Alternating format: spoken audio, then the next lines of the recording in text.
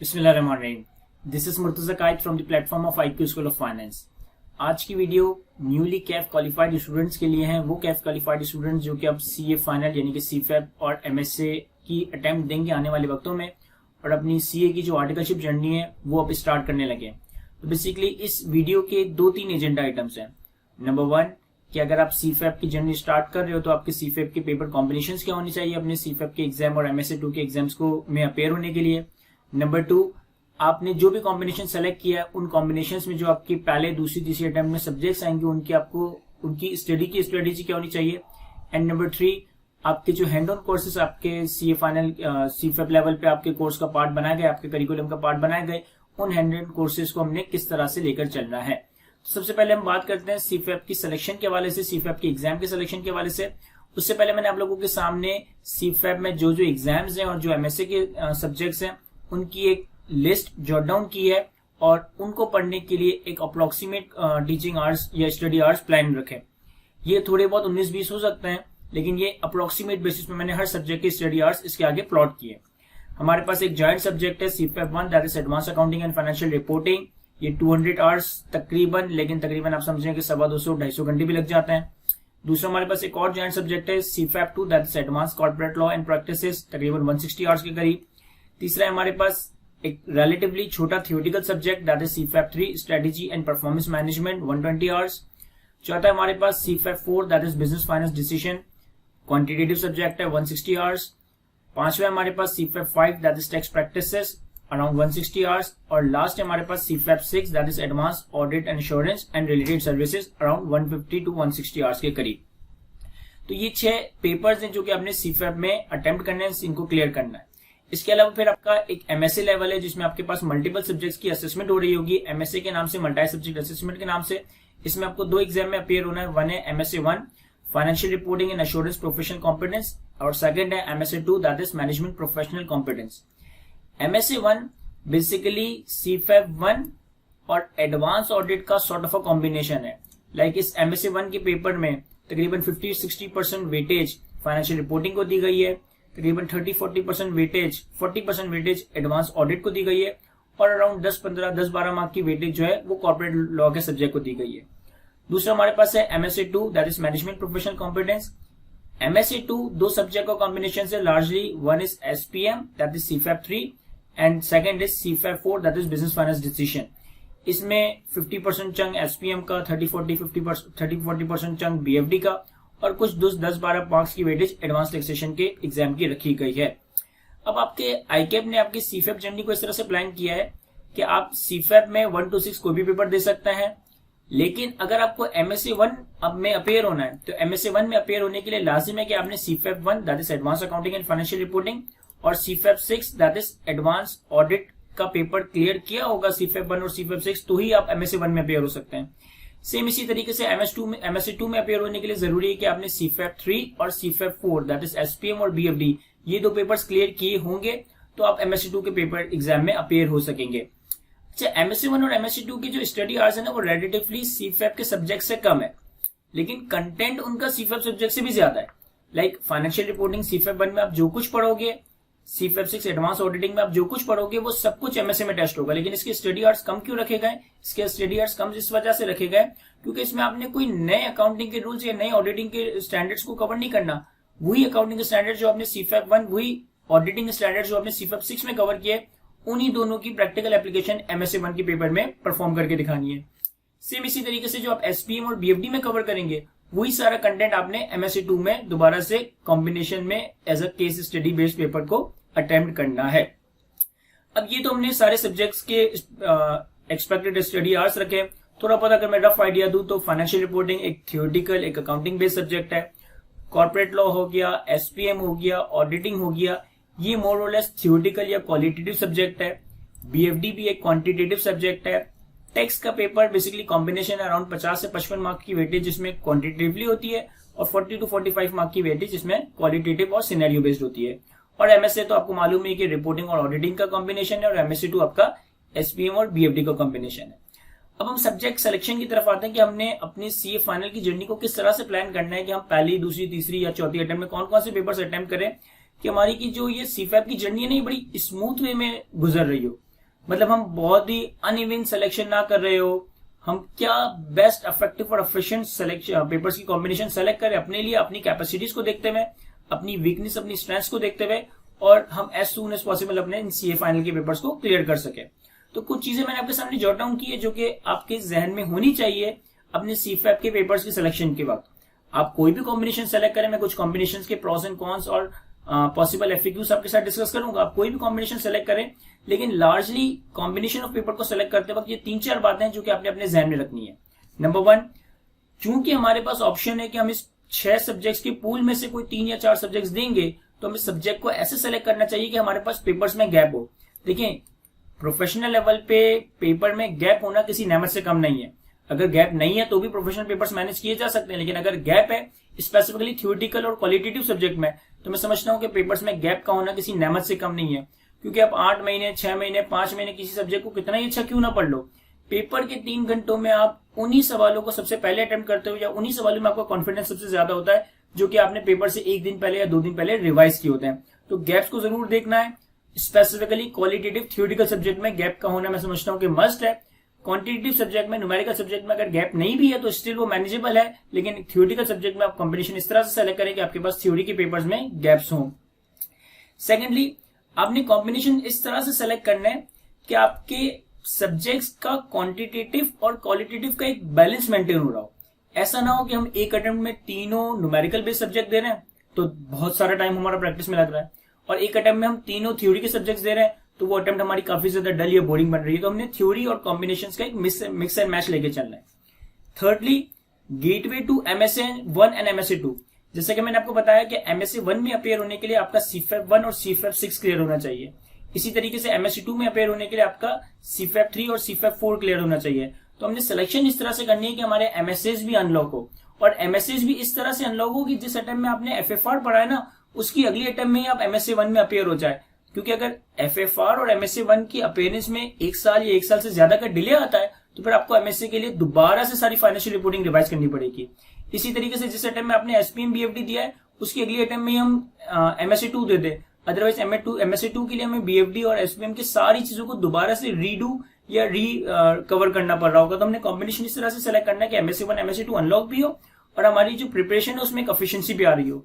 And last चीज कि आपने ऐसे सब्जेक्ट्स को पिक करना है, या सब्जेक्ट की चॉइस इस तरह से करनी है कि जो आपकी आर्टिकलशिप को सपोर्ट करे। फॉर एग्जांपल कि अगर मैं ऑडिट डिपार्टमेंट में आर्टिकल कर रहा हूं तो बेहतर है कि आप फाइनेंशियल रिपोर्टिंग और ऑडिटिंग के सब्जेक्ट्स को शुरू में कवर कर लें ताकि आपकी आर्टिकल्स में बहुत ज्यादा हेल्प हो रही हो।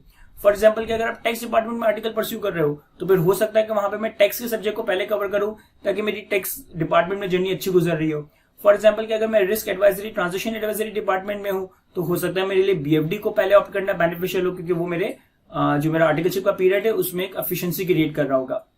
बहुत सारे सवाल आप लोगों के जहन में आ रहे होंगे कि सर अगर हम ऑडिट का पेपर पहले उठा लेते हैं और हमने अभी ऑडिट किया ही नहीं है तो क्या वो सब्जेक्ट हमारे लिए रेलेवेंट होगा या नहीं। इन सारी चीजों को भी मैं डिस्कस करूंगा जब मैं पॉसिबल कॉम्बिनेशंस की बात करूंगा। तो ये कुछ चीजें जो कि एक सीए फाइनल के स्टूडेंट को अपने जहन में रखने चाहिए अपने सीफैप की जर्नी को स्टार्ट करने से पहले। तो मैंने आप लोगों के सामने सबसे पहले तो आईकेप के सीए फाइनल के एग्जाम का एक एग्जाम शेड्यूल आपके सामने प्लॉट किया है। बेसिकली जून के फर्स्ट वीक में और दिसंबर के फर्स्ट वीक में साल में 2 दफा आप लोगों की सीए फाइनल के एग्जाम हो रहे होते हैं। मैंने आईकेप के टाइम टेबल वाइज इन सब्जेक्ट्स को प्लॉट किया है। सबसे पहले मंडे को आपका एफएफआर यानी कि सीफैप 1 का पेपर होता है और मंडे को ही एमएसए 1 का सब पेपर हो रहा होता है। उसके बाद ट्यूसडे को हमारा बीएफडी और एमएसए 2 का पेपर हो रहा होता है। इसके बाद वेडनेसडे को कॉर्पोरेट लॉ, थर्सडे को एडवांस ऑडिट, फ्राइडे को एसपीएम और सैटरडे को टैक्सेशन का पेपर होता है। तो ये मैंने पेपर्स को सीफैप 1-2 की सीक्वेंस में नहीं बल्कि वीक टाइम टेबल के हिसाब की बेसिस में इसको शेड्यूल किया कि मंडे को advance accounting and financial reporting CFAP 1, Tuesday को बीएफडी, वेडनेसडे को कॉर्पोरेट लॉ, थर्सडे को एडवांस ऑडिट, फ्राइडे को एसपीएम और सैटरडे को आपका टैक्स का पेपर होता है। और साइमल्टेनियसली मंडे को यानी कि सेम मंडे जिस दिन एफएफआर है उसी दिन एमएसए 1 और जिस दिन बीएफडी है उसी दिन एमएसए 2। ऑब्वियसली एक दिन में आपके 2 पेपर नहीं हो सकते क्योंकि जब तक आपका एफएफआर क्लियर नहीं होगा आप एमएसए में अपेयर ही नहीं हो सकते, और जब अब तक आपका बीएफडी क्लियर नहीं होगा आप एसपीएम में अपेयर ही नहीं हो सकते। तो ये मैंने आपके सामने जो है सारे सब्जेक्ट का टाइम टेबल प्लॉट किया है। अब जो पॉसिबल कॉम्बिनेशन है, ऑब्वियसली अगर मैं इन 6 सब्जेक्ट्स पे हर अटेम्प्ट में मैं 3 या 4 पर्चे देने की तरफ जाता हूं तो इन 6 सब्जेक्ट्स में मैं परम्यूटेशन वगैरह लगाऊंगा तो मेरे पास नंबर्स ऑफ कॉम्बिनेशन होंगे, लेकिन अब बहुत सारे कॉम्बिनेशन में नहीं, लेकिन जो मोस्ट पॉपुलर कॉम्बिनेशन है उसमें से 2-3 कॉम्बिनेशंस के हवाले से डिस्कशन करेंगे, उनके प्रॉन्स एंड कॉन्स और उनके पॉसिबल एफएक्यूज वगैरह को आंसर करेंगे। चलिए जी, तो सबसे पहला कॉम्बिनेशन जो हमने डिस्कस करना है उसमें हमने पहली अटेम्प्ट में सीफैप 1 advance accounting and financial reporting, BFD और एडवांस ऑडिटिंग का पेपर रखा है। सेकंड अटेम्प्ट में हमने एमएससी 1 कॉर्पोरेट लॉ और एसपीएम का पेपर रखा है और थर्ड अटेम्प्ट में हमने एमएससी 2 और एडवांस टैक्सेशन का पेपर रखा है। अब इस सब्जेक्ट से कुछ प्रॉन्स एंड कॉन्स डिस्कस करता हूं। इस कॉम्बिनेशन में अगर आप देखें ना तो सबसे पहली अटेम्प्ट में मंडे आपका एफएफआर है, ट्यूसडे आपका बीएफडी है और थर्सडे आपका एडवांस ऑडिट है।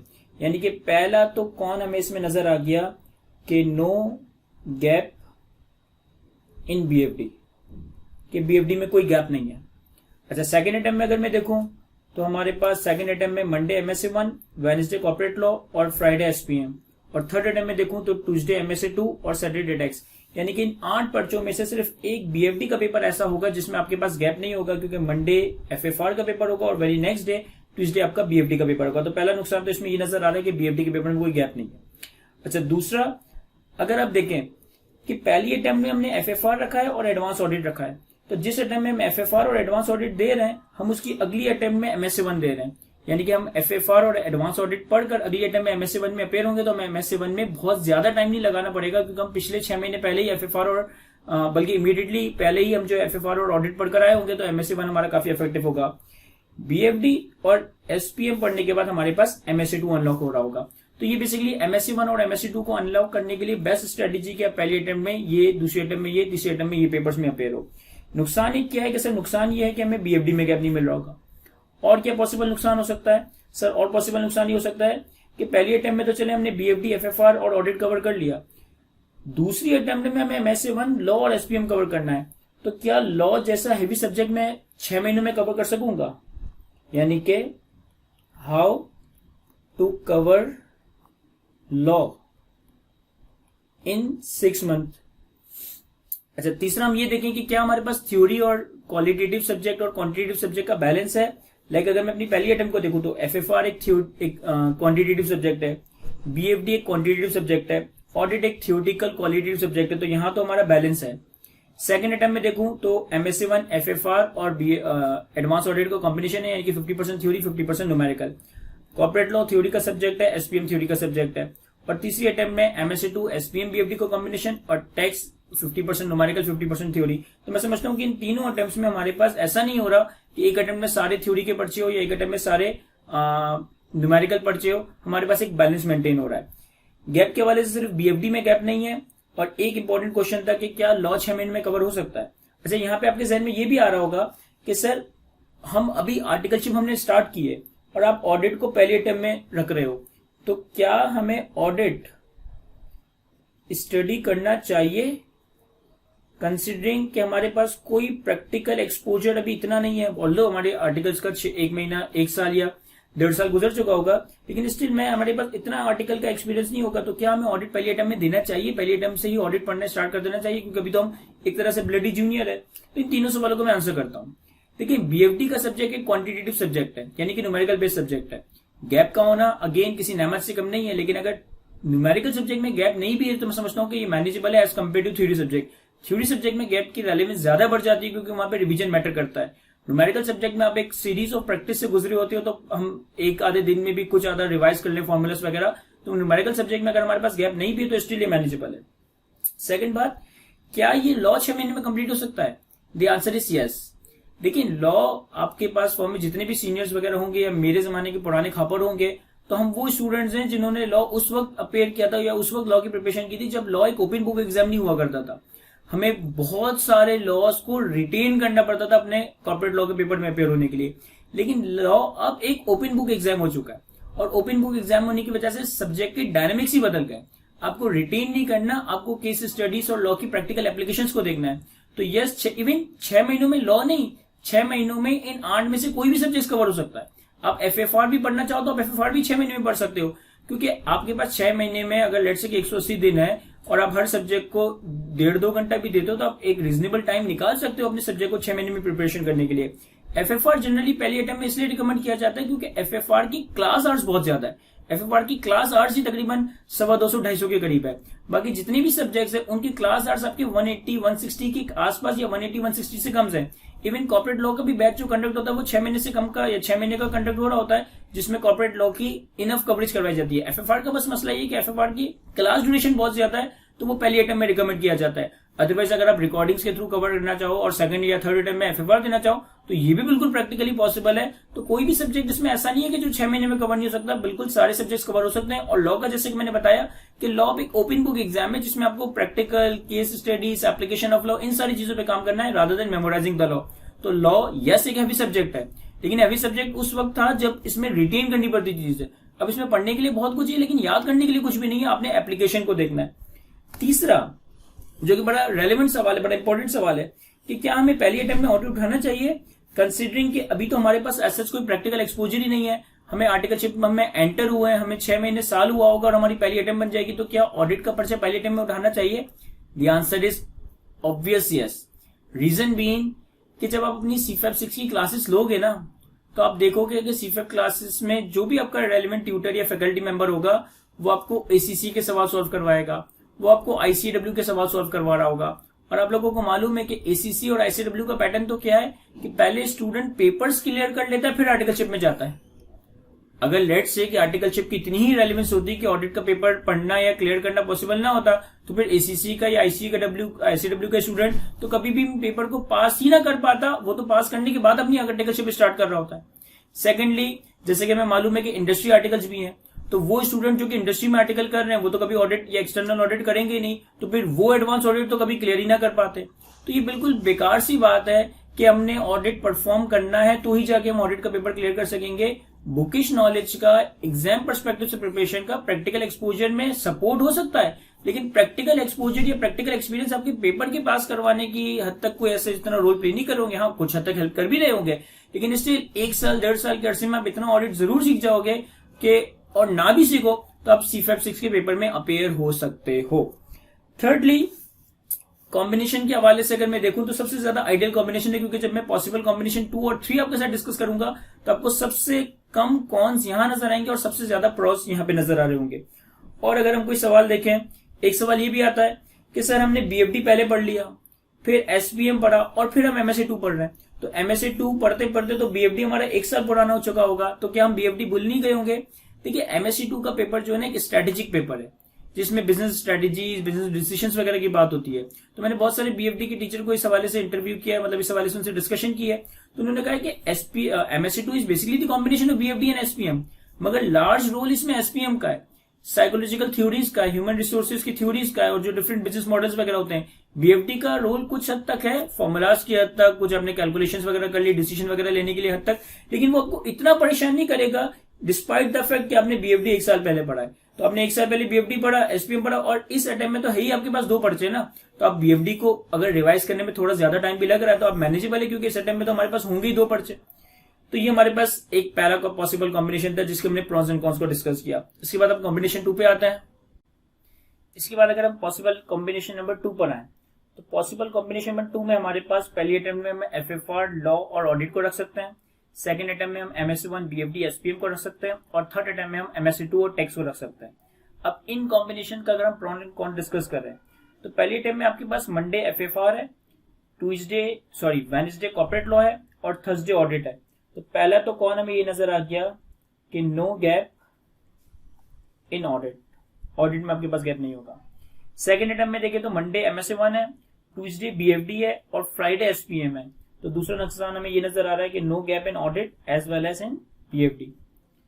तीसरा अगर हम देखें कॉम्बिनेशन तो हमारे पास मंडे एमएससी 2 है, थर्ड अटेम्प्ट को देखें तो मंडे एमएससी ट्यूसडे एमएससी 2 है और सैटरडे को टैक्स है, यानी कि दोनों पेपर्स में गैप है।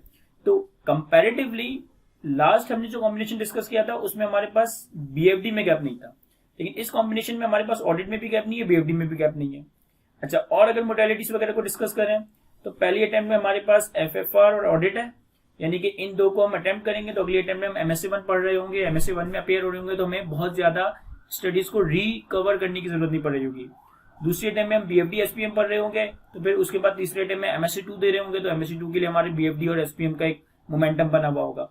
तो ये चीज यहाँ पे ज्यादा अच्छी है। तीसरी चीज मतलब यहाँ पे गेटवे टू MSc 1 और MSc 2 एक प्रॉपर सीक्वेंस में चल रहा है। तीसरी चीज हमने यहाँ पे क्या देखी थी सर, अगेन कि ऑडिट अगर हम पहली अटेम्प्ट में उठा रहे हैं तो क्या ये पॉसिबल होगा कवर करना, क्योंकि हमने ऑडिट का प्रैक्टिकल एक्सपोजर देखा ही नहीं है। तो उसको तो मैंने ऑलरेडी लास्ट कॉम्बिनेशन में आंसर कर दिया था कि अगर ऑडिट आप पहली अटेम्प्ट में भी उठा रहे हो तो इससे स्टडीज पे कोई इससे आपके प्रैक्टिकल एक्सपोजर को कोई ताल्लुक नहीं है, क्योंकि पेपर कवर करने के लिए आपको एग्जाम पर्सपेक्टिव से प्रिपरेशन करनी है। आपकी आर्टिकलशिप उसको सपोर्ट जरूर कर रही होगी, लेकिन आर्टिकलशिप की बेसिस पे आप ऑडिट का पेपर क्लियर करो ऐसी कोई जरूरी बात नहीं है।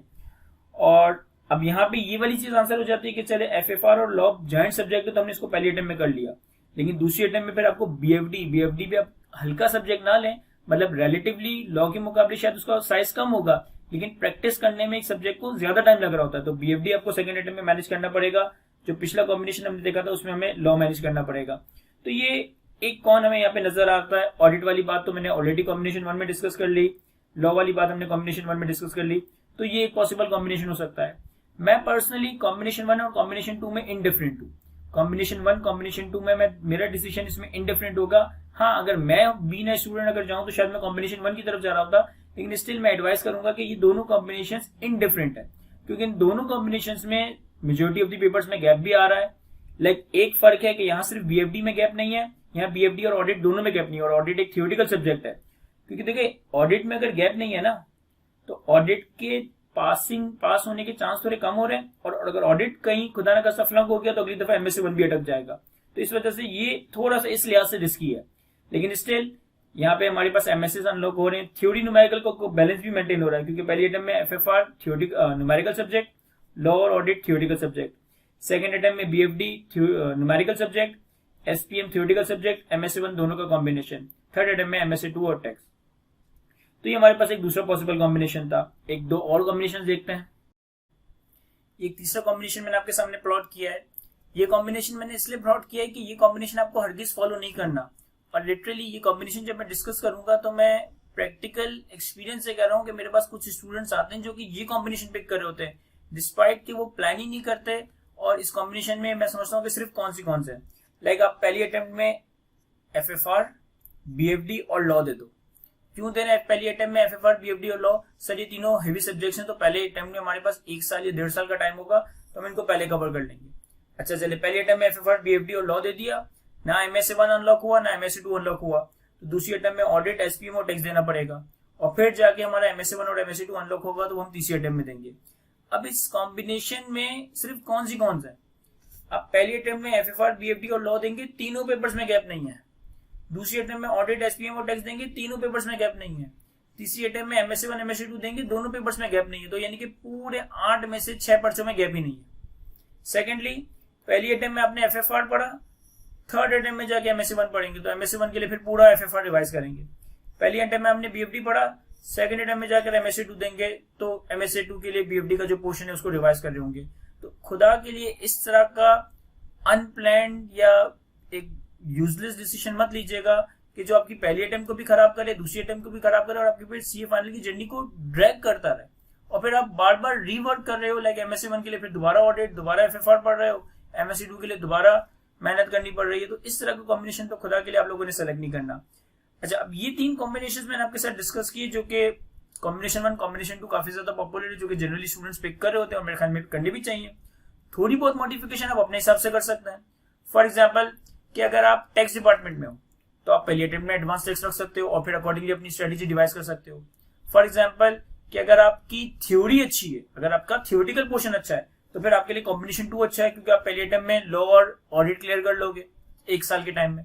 अगर आपकी न्यूमेरिकल सब्जेक्ट पे ग्रिप अच्छी है, आपके पास प्रैक्टिस में आपको मजा आ रहा हो तो न्यूमेरिकल सब्जेक्ट को मैनेज करने में, तो फिर आपको FFR और BFD उठाना चाहिए।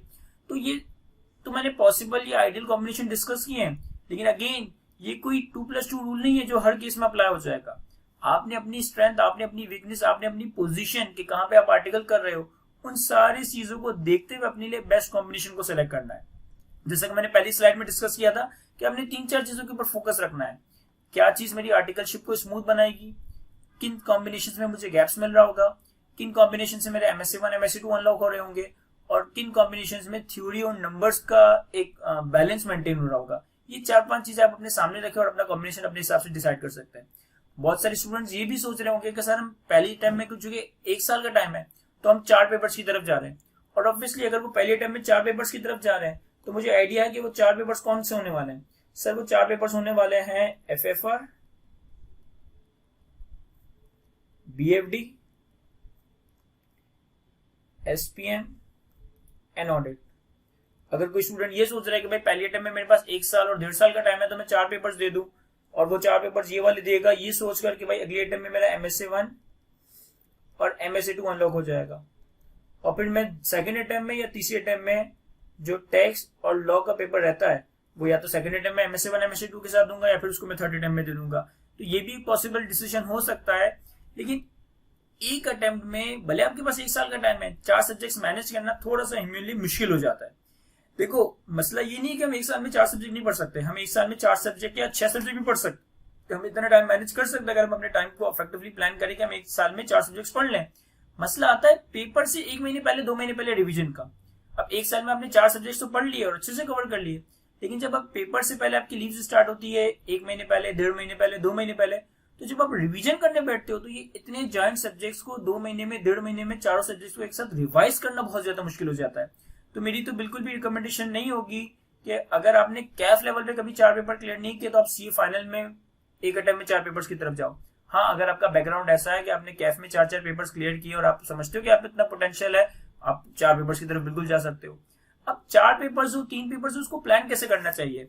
मैं इसमें यूं कहूंगा कि अगर आप 4 पेपर्स की तरफ भी जा रहे हो ना तो आप अपने डिसीजन को थोड़ा सा डेफर करें। लाइक आप क्या करें कि आपने फॉर एग्जाम्पल के ईयर 0 पे अपने CFAP का कॉम्बिनेशन डिसाइड कर लिया कि भाई मैंने 3 या 4 सब्जेक्ट्स देने। अब जो 3 या 4 सब्जेक्ट्स देने हैं उसमें से दो सब्जेक्ट्स आपने देने ही देने ना, उसकी प्रिपरेशन आप स्टार्ट करते हैं। फॉर एग्जाम्पल कि भाई ईयर 0 पे आपने FFR और ऑडिट उठा लिया, या FFR और BFD उठा लिया, या BFD और ऑडिट उठा लिया, जो भी आपके लिए सुटेबल हो आप उस हिसाब से सब्जेक्ट उठा सकते हो। अब मैंने पहले अटेम्प्ट में FFR और BFD उठाया और जो मेरी पहली अटेम्प्ट बनेगी वो बनेगी लेट से 1 साल के बाद। तो मैं पहले क्या करूं कि पहले अटेम्प्ट में इन 3 में से कोई 2 सब्जेक्ट उठाऊं। फॉर एग्जांपल मैंने FFR और ऑडिट उठा लिया और टारगेट ये बनाऊं कि यार जब मेरा आधा साल क्लोज हो चुका हो ना, यानी कि मेरी स्टडीज से या मेरी आर्टिकलशिप के स्टार्ट से 6-7 महीने क्लोज हो चुके हो, तो मेरे कम से कम 2 सब्जेक्ट्स कंप्लीट हो चुके हो। अब अगर लेट से कि 6-7 महीने बाद आप रियलाइज करते हो कि यार आपने 2 सब्जेक्ट्स को कंप्लीटली कवर कर लिया है, तो फिर आप 6-8 महीने बाद BFD SPM दोबारा दोनों उठा लें, वेल एंड गुड है। लेकिन अगर लेट से कि 6-7 महीने बाद ही आपको रियलाइज होता है कि यार अभी तो FFR के मैंने 40% लेक्चर्स लिए हैं, ऑडिट के 60% लेक्चर्स लिए हैं, अभी तो FFR ऑडिट कंप्लीट नहीं हुआ, तो फिर मैं तीसरा चौथा सब्जेक्ट क्या उठाऊंगा, मैं इन 2 सब्जेक्ट्स को कंप्लीट कर लूं या इन 2 सब्जेक्ट के साथ एक और सब्जेक्ट उठा लूं।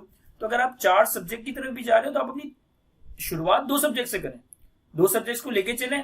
6 महीने का टारगेट बनाए, 7 महीने का टारगेट बनाए कि इन 6-7 महीनों में हमने 2 सब्जेक्ट्स को कवर करना है।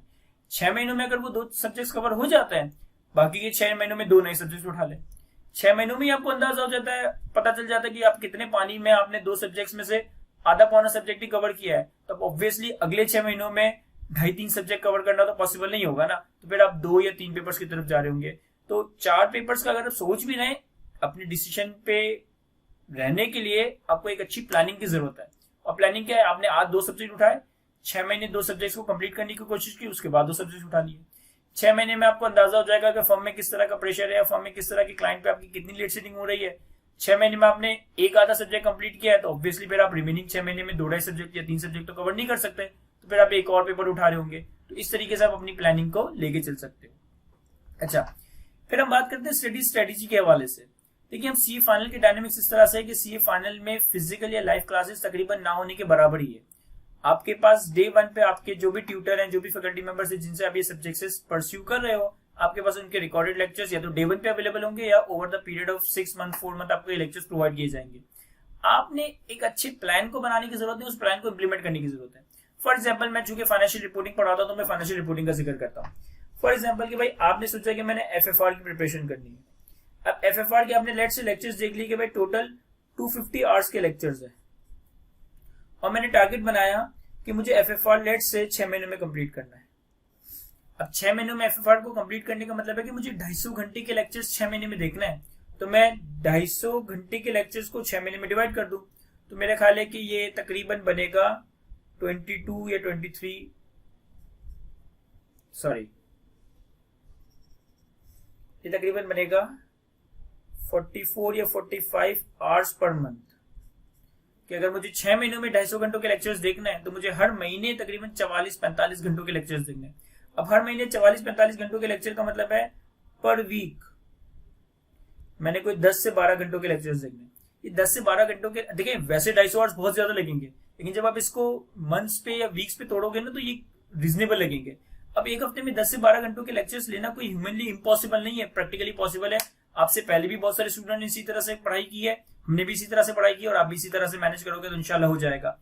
हफ्ते में अगर मुझे 12 घंटे के लेक्चर्स देखने हैं, मैं वीकेंड पे टारगेट बना लूं कि वीकेंड पे 6 घंटे के लेक्चर्स लूंगा, वीकडे में 2-3 घंटे के लेक्चर्स ले लूंगा, या वीकडे में बिल्कुल मैनेज नहीं कर पा रहा तो वीकेंड पे बैठ के 6-6 घंटे के लेक्चर्स ले लूंगा।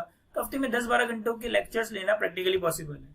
कोई ये सोच रहा है कि भाई मैं एफएफआर 1 साल में पढ़ूंगा, मतलब 1 साल में अपने एफएफआर का टारगेट रख रहा हूँ, तो इन 250 आवर्स को 12 महीनों से डिवाइड कर दे, यानी कि हर महीने उसको कोई 12-13 घंटे पढ़ना है। अब हर महीने उसको कोई 12-13 घंटे पढ़ना है तो उसको हफ्ते में कोई 4-6 घंटे पढ़ना होगा। तो जो भी आप टारगेट, पहले तो प्लान बनाओ कि मैं किस सब्जेक्ट को उठा रहा हूँ, कितना मेरा टारगेट है, अगर मुझे इसको 6 महीने में कवर करना है, 8 महीने में कवर करना है, 1 साल में कवर करना है, और फिर जो भी उसके अप्रोक्सीमेट आ रहे हैं उसको डिवाइड करके उस हिसाब से आप लेक्चर्स लेने स्टार्ट कर दें। ये चीज ध्यान में जरूर रखिएगा कि सिर्फ लेक्चर्स लेने ही नहीं है, उनका रिविजन भी करना है। लाइक पहले 6 महीने में अगर मैंने एफएफआर और ऑडिट कवर किया है तो अगले 6 महीने में मैं बीएफडी एसपीएम के साथ साथ ऑडिट और एफएफआर का रिवीजन भी रखूंगा। तो आपने उस हिसाब से अकॉर्डिंगली अपने टाइम को मैनेज करना है। तो ये एक डिस्कशन थी, एक brief I guess detailed discussion थी सब्जेक्ट कॉम्बिनेशन के हवाले से, स्ट्रेटेजी के हवाले से। कोई भी आप सब्जेक्ट पिक करें, कहीं से भी किसी भी ट्यूटर से पिक करें, तो आई होप कि इस वीडियो के थ्रू आपको बहुत ज्यादा हेल्प होगी। आज की इस वीडियो को यहीं तक रखते हैं। Thank you, Allah Hafiz.